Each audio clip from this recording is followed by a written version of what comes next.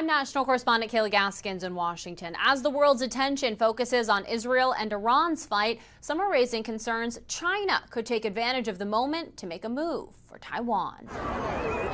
For decades, China has eyed Taiwan, waiting and planning for the right moment to assert control and reunify the island with mainland China. We need to be watching what's going on in Taiwan. Some experts worry China might get the idea that now is a good time for such a move. I believe that this is the most delicate situation in the entire world right now, as the world's attention concentrates on the Middle East. Please be watchful what China is doing. NATO's Secretary General urging attention be paid to China's military expansions. China itself also rapidly building up its armed forces to levels we have never ever seen before.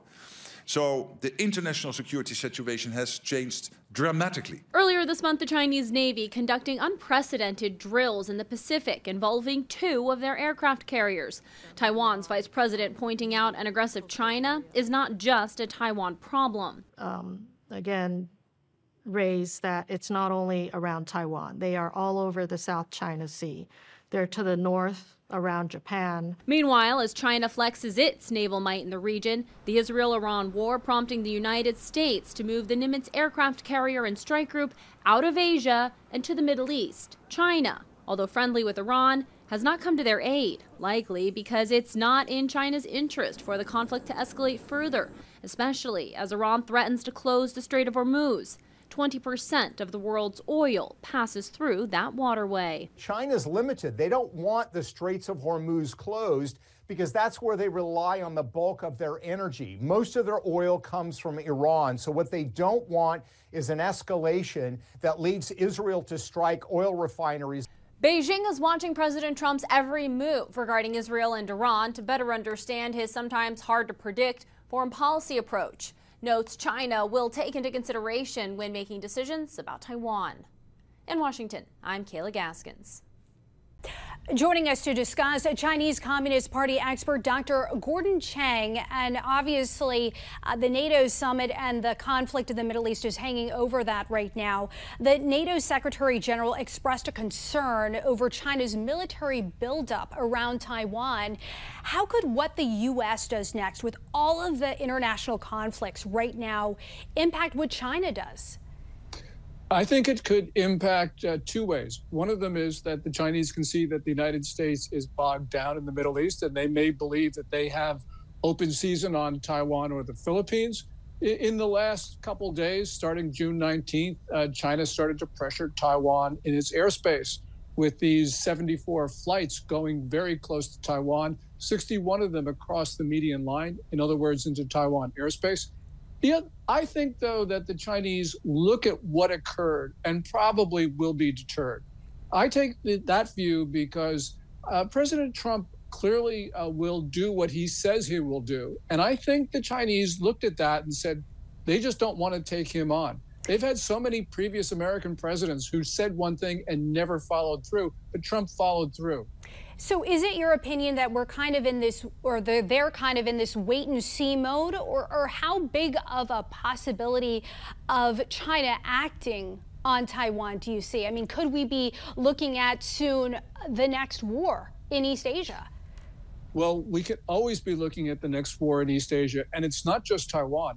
I think there's a bigger risk of war against the Philippines.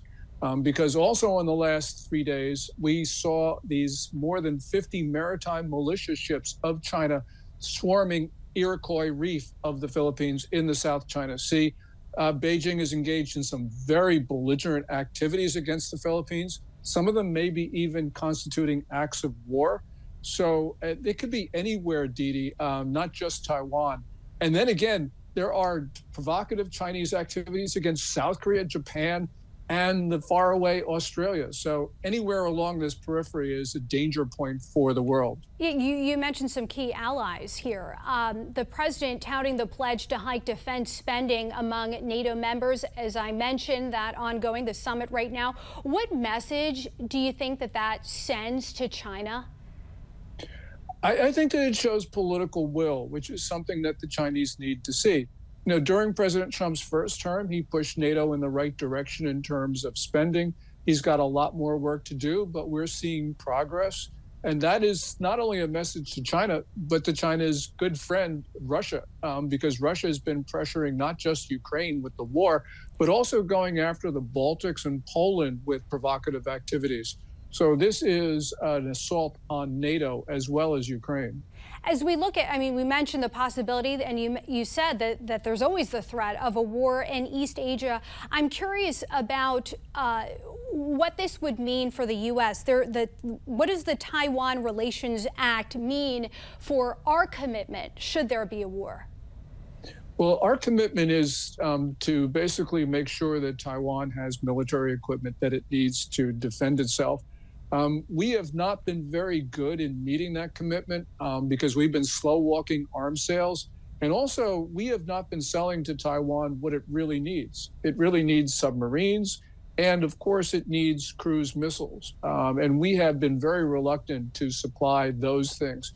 We've been selling them stuff that, you know, F-16s, which might not survive the first half hour of a war. But clearly, when we have troops on the ground in Taiwan, as we have some advisors, that sends a message to Beijing that we've got a tripwire there, just like we have a tripwire in South Korea with our troops in the Republic of Korea. Well, speaking of key resources, oil, one of them, and one of the world's most contested waterways, the Strait of Hormuz, has become front and center with the conflict in the Middle East, but also closing the strait would hurt China. How could that closure, explain to us how that could choke the economy of one of Iran's allies, China? Well, 50% of China's oil passes through the Strait of Hormuz. So if it's closed off, China then runs out of oil eventually, probably has to draw down its strategic petroleum reserve, which it certainly doesn't want to do because it's been building it up in preparation for war. But also what it does is it rocks global oil markets, and that hurts China as well. So the psychological impact is also great. Yeah, countries globally watching this. Dr. Gordon Chang, it's always an interesting discussion. Thank you for joining us on the National News Desk. Thank you, Dee Dee.